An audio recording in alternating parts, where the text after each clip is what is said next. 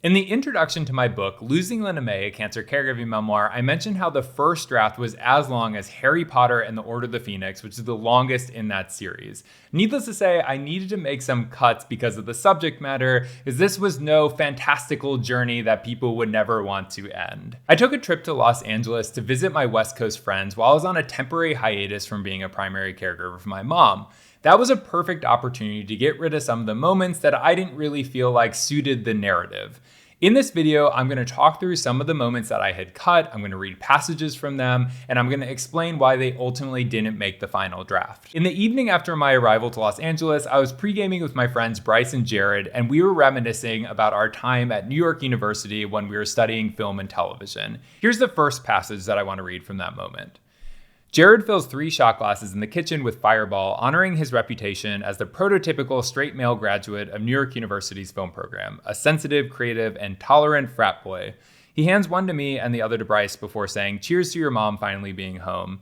And to her being able to shit in a toilet again, I say. "Logan," Bryce says, shaking his head. I force the group to clink the glasses anyway before throwing back the cinnamon whiskey. Oh my god, this brings back so many memories. And then we go on to talk about said memories with really explicit detail about the exact individuals involved and what happened. So I'm not going to read those, but then the passage continues. I feel like there are 3 types of people in our program, I say reflectively. The pretentious kids like him who knew everything about film but had no artistic vision to make their own stuff. The kids that didn't know what they wanted to do in life, so they just decided to get a film degree because it would be fun. And then there were people like us, the ones who were socially capable but still really dedicated to our work. Even then, there were so many people that I knew wouldn't amount to anything, Jared says, but I'm surprised more of our kind haven't gotten further in the industry. Jared's position as a staff writer on a network television show allows him to speak with authority on the success of others or lack thereof. It makes sense because NYU never taught the business side of the industry, Bryce says. The program just grooms auteurs and sets them loose. Not saying that wasn't valuable, but when I moved here and started working, I felt like I was on the same playing field as someone who studied accounting in college.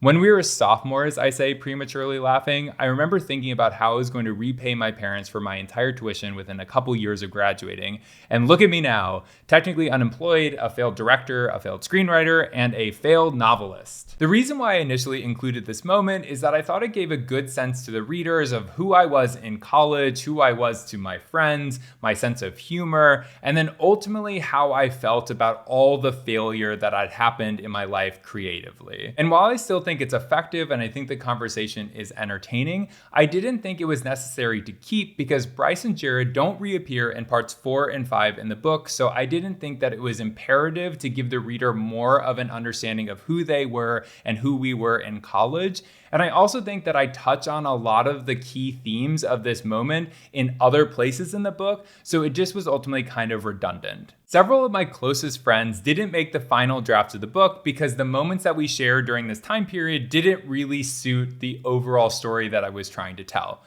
Eric is a perfect example of this. So Eric and I go way back. I met him my first semester of freshman year, and we have been close friends ever since. When I was in Los Angeles, he was having a reading of a screenplay that he had written in grad school, and I was going to play the title character.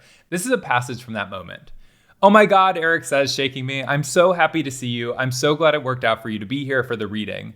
I'm prepared for this to be like intro to dramatic and visual writing all over again. Eric rolls his eyes. "Lord, I hope not. Talk about criticism that was not constructive or helpful in any way." I think I'm permanently scarred from all of the class feedback we had to sit through. I don't know how you're able to go through it all again. "Girl, is that why you won't let anyone read your books?" "Hey, I was better about my last one. I had 2 people give me notes." "Not me. That's because you're a character. You're going to be biased." "Oh, right. But you're obviously welcome to check it out if you aren't too busy." "Of course, bitch. I'd love to." I guess I just worry that if I take a bunch of people's suggestions and end up changing the narrative or the structure, that I'll make it into something an agent would be less receptive to. Does that make sense? I get what you're saying, but you're being really pessimistic. Think of it the other way around. Maybe you'll implement people's suggestions and it'll make the book more appealing. The electricity in the room is palpable. I understand how Eric can be optimistic about creative potential while surrounded by 20 people solely in attendance to support his work. Even though I think this moment provided some insight to readers about my creative process, at least historically, and also just how much writing has always meant to me, I pretty much eliminated most references to the last novel that I had written prior to becoming a primary caregiver for my mom, Simultaneous, because I didn't think that that narrative of me struggling to get a book published or get a literary agent felt matched to the emotional intensity of being a primary caregiver for someone who had cancer. And I also felt like writing about writing was a little masturbatory, which is why I ended up cutting everything pretty much about Simultaneous. The last moment that I want to talk about actually got cut very early on in the editing process. So this is actually coming from the very first draft of my book, so bear with some rough writing. I was on the flight home to New York City and I was watching Little Miss Sunshine on the in-flight entertainment system. And what's wild is that I clearly had no understanding of nonfiction writing and what is considered fair use, because I went through an entire scene just transcribing the dialogue and the scene description in the lead up to the passage that I am about to read. The scene is an example of why the film furthered my desire to be a filmmaker when it was released in 2006. I was preparing my admissions portfolio for New York University at the time of its release and needed to write an essay about a film that left an impact on me. Little Miss Sunshine was only in theaters, so I repeatedly went by myself to study and absorb the narrative. For a 17-year-old that struggled to find acceptance in school due to my inherent differences, the film's collection of misfit characters felt relatable and important. Little Miss Sunshine was the first movie that I saw that showed a gay man that was not a stereotype. Frank was scholarly, handsome, and devoid of any affect. I was in the closet at the time, but I knew that I was gay when I was in 6th grade.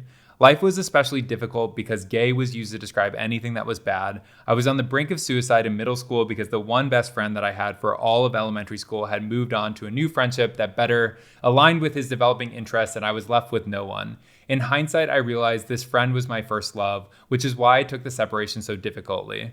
Life did not seem like it could possibly get better for me, especially not in Kansas.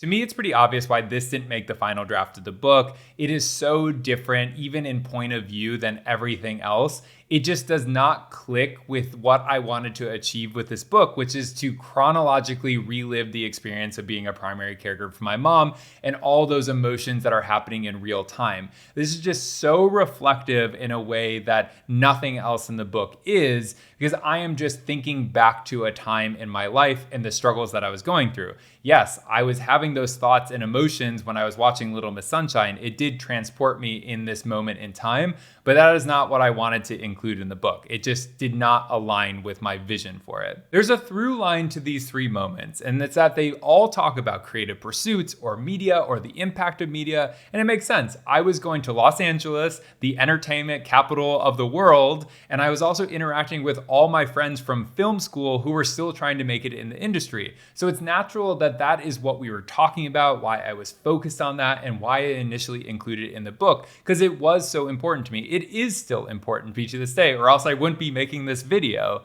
But I also just didn't feel like that suited the narrative that I was trying to achieve with Losing Linda May. It wasn't additive in any meaningful way to me, and I actually thought that it detracted from the overall flow of the book. While I was editing Losing Linda May, I scrutinized every moment using these three questions. Is this necessary? Does it provide valuable insight about me, my mom, or our family? And does it move the narrative forward? These three moments did none of those things. If they did at least one of them, I could probably justify keeping them around, but they didn't. That's how I got the book down from Harry Potter and the Order of the Phoenix to The Lord of the Rings, The Two Towers, which is still a very long book, but I did cut 100,000 words from this book. That's an entire other book that was left on the cutting room floor, and now you see why. But I'm not gonna lie, it was a really challenging process because all these lived experiences matter to me. They reflect who I am. I was telling more about myself. So as I was going through that process, I was saying, no, the reader doesn't need to know this about you. That's not important, which is a weird thing to do. But at the end of the day, I think the book is much stronger because of it, and I tell the story much more effectively. The next video I'll be releasing will be on September 16th, and I'll be talking about the benefits of having friends from childhood. So hit subscribe, leave any questions in the comments. The link to my book is in the description, and I will see you all then.